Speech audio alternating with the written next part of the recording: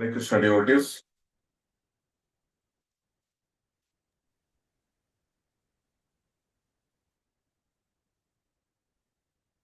Thank you for all the Jopalis.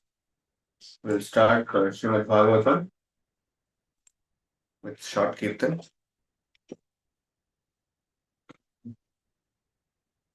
Jaya Radha Madhava Kunja Bihari Gopijana Vallabha Giridharidhari Yasodhanandana Prajajanandana Yamuna Tiravanachari Jaya Radha Madhava Kunja Bihari Hare Krishna Hare Krishna Krishna Krishna Hare Hare Hare Rama Hare Rama Rama Rama Hare Hare Jaya Prabhupada Jaya Prabhupada Prabhupada Srila Prabhupada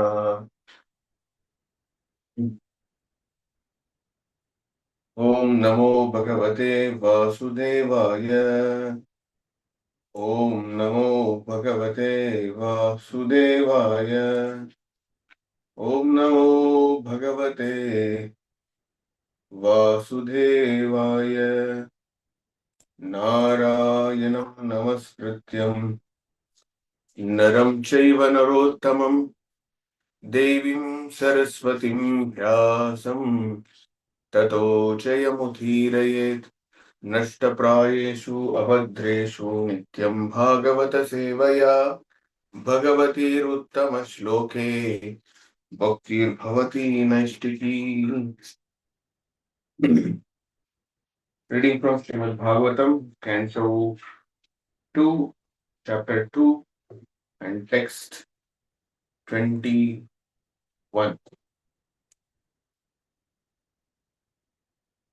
Tasmad Bhrur Antharam Unnayeta Niruddha Saptayatano Napekshaha Stitva Muhurtartham Akunta Drishtir Nirbhidya Murdhan Vrishajet Param Kata. Translation and purport by the Divine Grace A.C. Bhaktivedanta Swami Srila Prabhupada. Srila Prabhupada Ki Jai. Translation. Thereafter, the Bhakti Yogi should push the life air up to between the eyebrows and then, blocking the 7 outlets of the life air, he should maintain his aim for going back home, back to Godhead. If he completely free from all desires for material enjoyment, he should then reach the cerebral hole and give up his material connections, having gone to the Supreme. So, purport is quite big. Maybe I can explain during the session.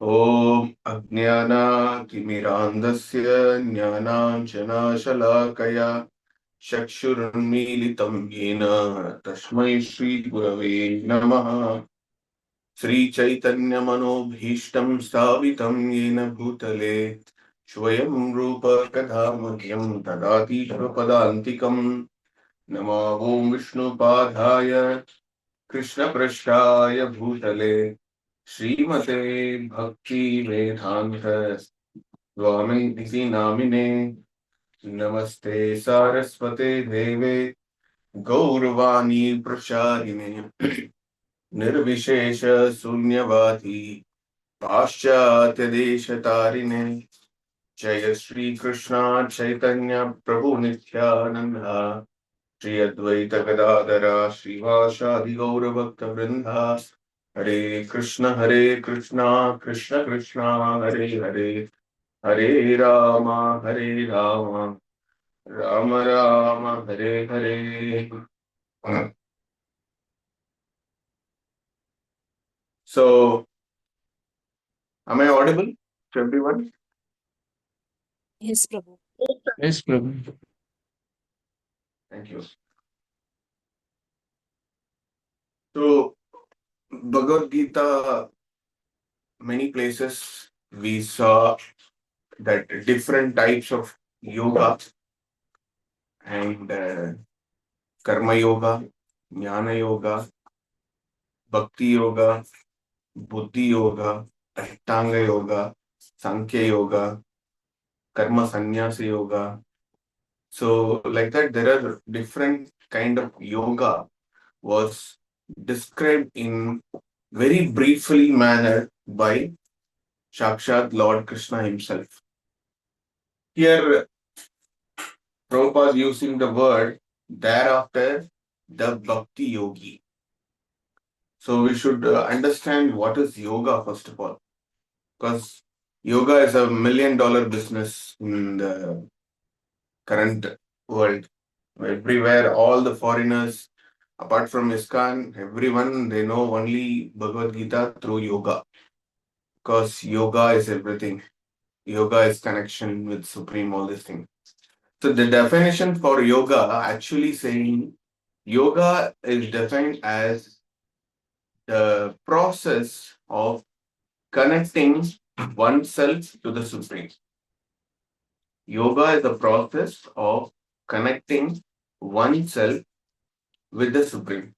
In other words, yoga is the process Supreme connects to you, the connects to the oneself. This is also as a definition in a different scriptures as per Patanjali Yoga Sutra, all this stuff. So, yoga is something that connects you as a drop to the ocean, kind of understanding you can have for time being. But here, yoga is a process. So, when Bhakti Yogi also doing some process. So, whole Bhagavad Gita is teaches you in various steps from the first chapter to 18 chapters to make us as a Bhakti Yogi. When you do karma, do Bhakti, Karma Yogi. When you do Jnana Yoga, do Bhakti Jnana Yoga. When the sandwich of Bhagavad Gita, the 7th chapter to 12th chapter, this part is completely dedicated for directly that Bhakti Yoga by doing Bhakti. Actually speaking, there is a minute difference between Bhakti Yogi and Bhakta. Minute difference.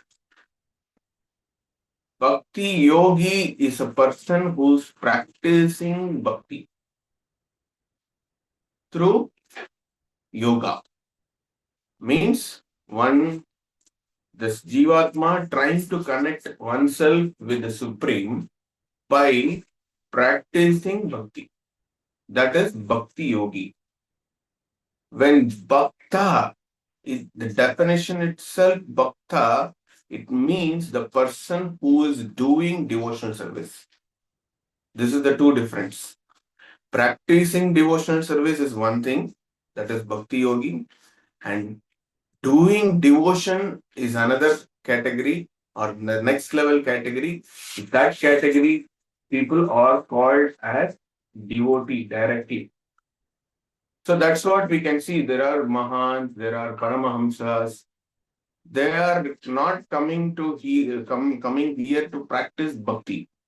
They are coming to do or not perform their devotion directly bhakta.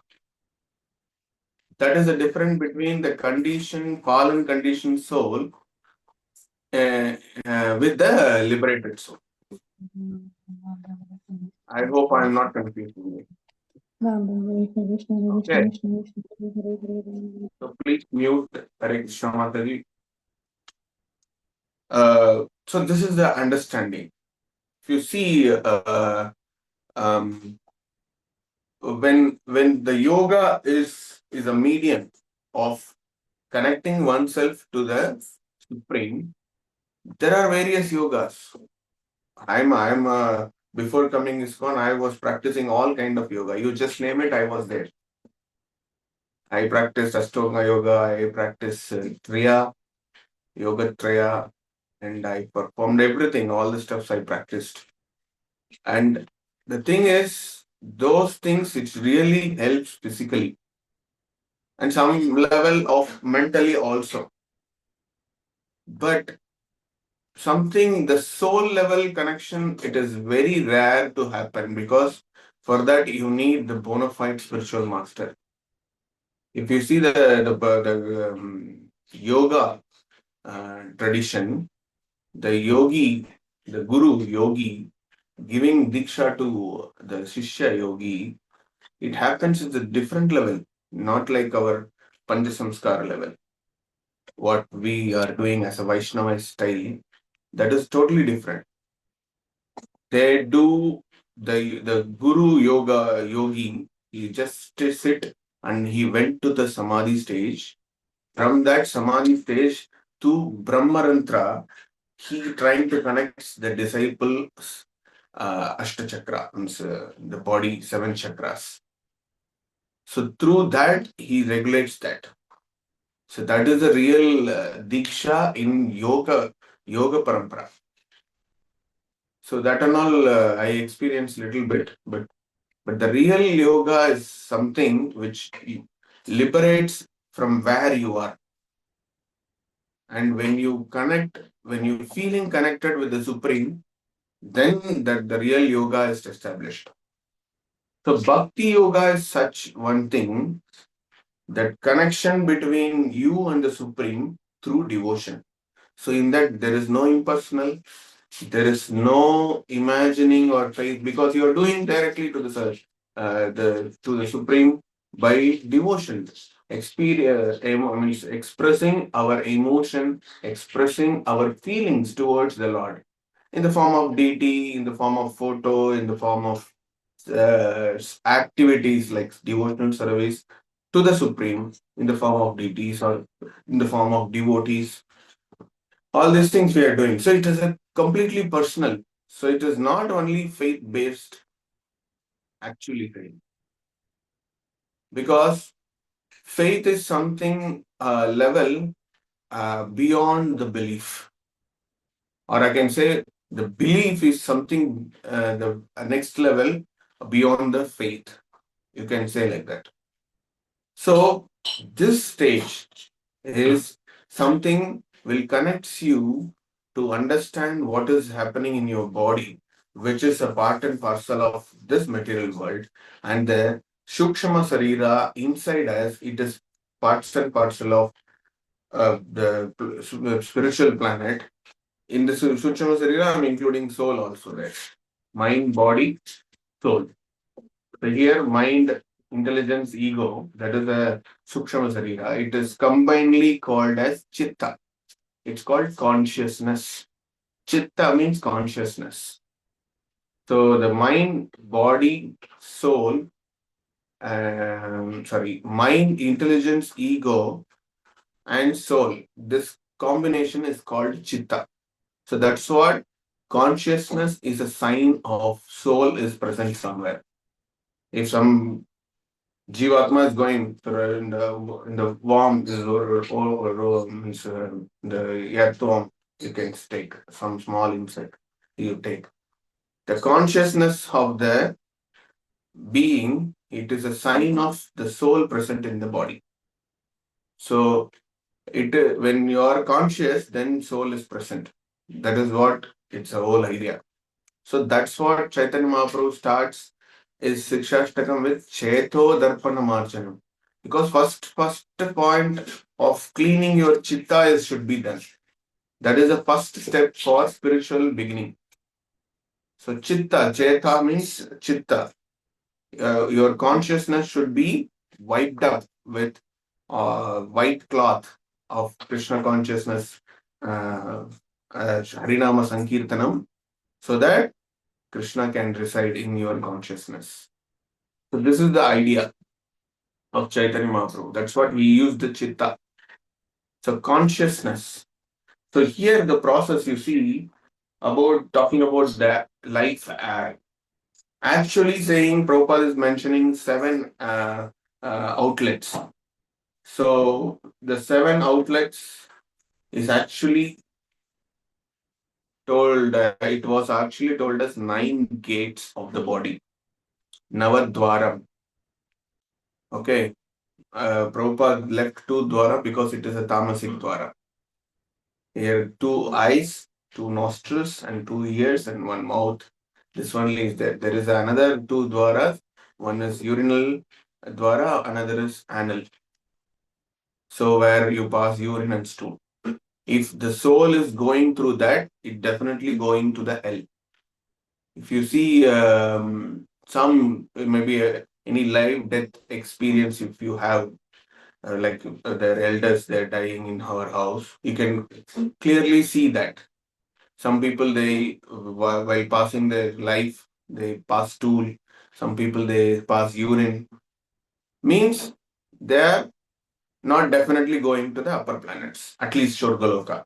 They're going to the down lower planets only. That is a sign.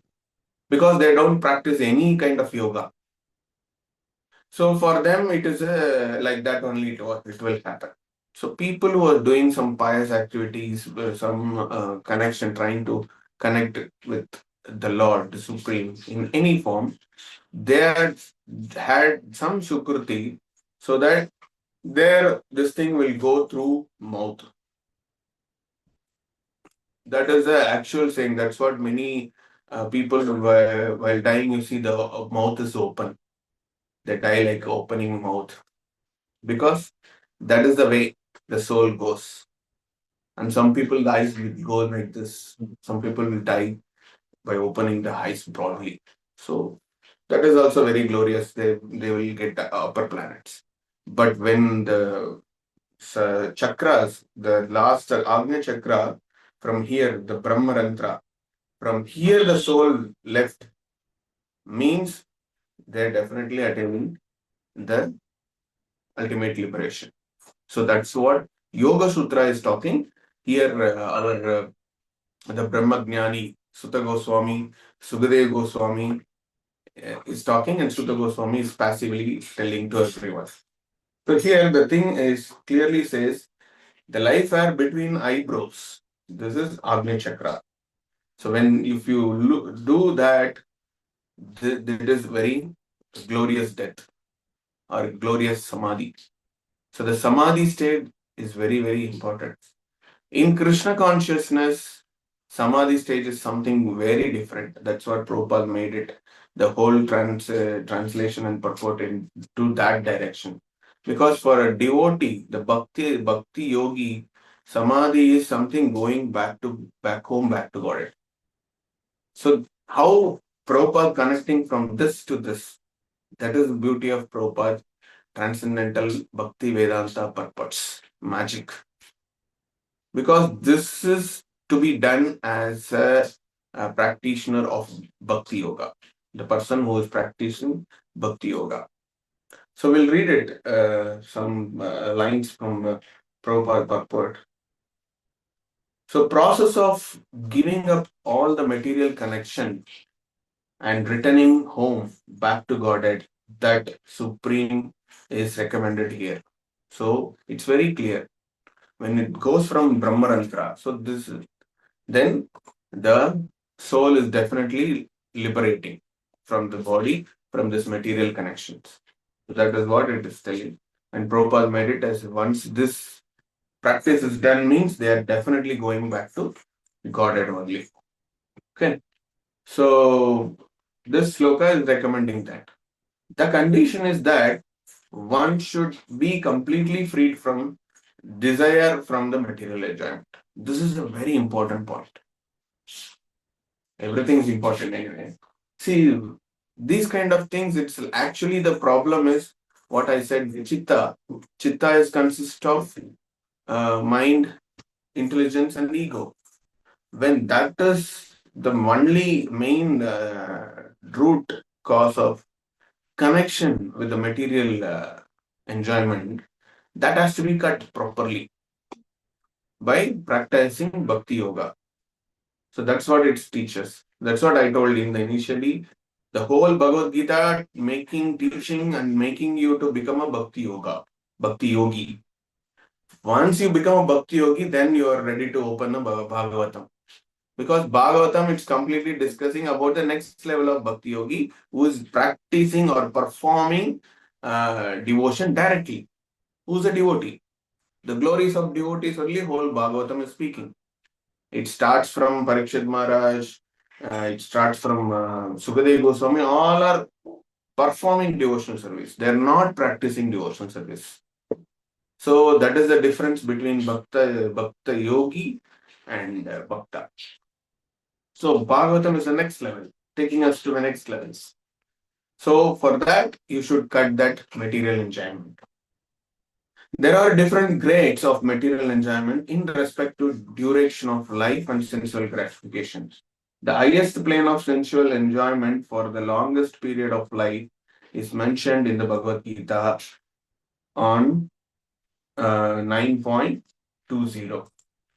So, what the sloka says about this thing that going back to Surgaloka, they're enjoying Somarasa and they will settle there on the planet of Indra. That is what the sloka says. Traividyamam Somapaha Putapapa Yajne Stitva Swayagritim Parabhyante Te Punyam Ashadya Surendra Lokam Ashnanti Divyan Divideva Bhogan. Those who study the Vedas and drink the Soma juice, seeking the heavenly planets, worshipping me indirectly, purified of sinful reaction, they take birth on the pious and heavenly planet of Indra, where they enjoy godly delights. So that is what it is. So, but actually, that is not our goal. Our goal is all are but different material enjoyments, and one should be thoroughly convinced that he has no need of such longer duration of life. Prabhupada, that's what very clearly he just told us. What Krishna is telling in Bhagavad Gita. That was not recommended for us. It is for people who want more enjoyment and more longer period of lifespan. But you, even in the Brahmaloka planet, he must return home back to Godhead and must not be attracted by any amount of material facilities. So in the Bhagavad Gita 2.59, it says very detailed. It's a very famous sloka that Vishaya Vinivartante Niraharasya Dehinam Raso Vajyam Raso Apiyasya Param Drashtva Nivartate. So the line is very, very wonderful that it says about Param Drishtva Nivartate. Though the embodied soul may be restricted from the sense enjoyment, when the soul is free from the material enjoyment, the taste of sense objects remains. Like what we do as a bhakti yoga practitioners, we're trying to come out of this material enjoyment and we are trying to practice bhakti. There also the root of sense objects, it will be there. There is a things we are trying to imitate something. Like we will enjoy outside and we will enjoy in the Krishna conscious also. We eat more, we enjoy more, we fast more, we feast more. All these things happening. So this kind of enjoyment is little transcendental because here Krishna centric enjoyment happening. Outside there is no Krishna centric. That is the difference we can give. But sense and object, the taste of sense object is still there.